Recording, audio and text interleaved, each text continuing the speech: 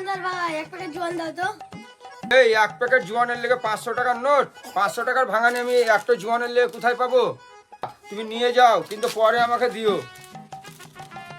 আচ্ছা ঠিক আছে। এ ভাই 500 টাকার ভাঙানি হবে? হ্যাঁ হবে।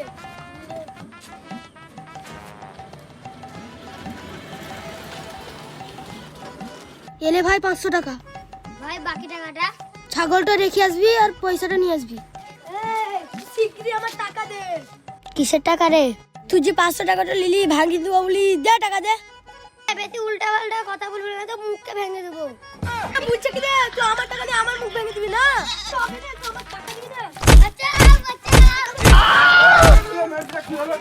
ছাড়, কি হলো? মারামারি কেন করছিস? হ্যাঁ, ওই তো আবার 500 টাকা নোটটা নিলে বললে ভাঙিয়ে দেবো দিয়ে আবার দেয় না। তুমি 500 টাকার নোট নিয়ে আসো।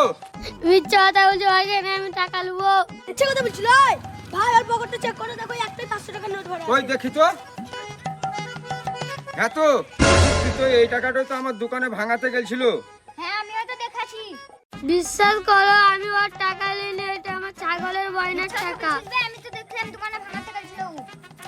ওর সঙ্গে কি বলছিস? পয়সাটা ছাগলটাকে দিন দিয়ে, তাহলে ও শিক্ষা পাবে।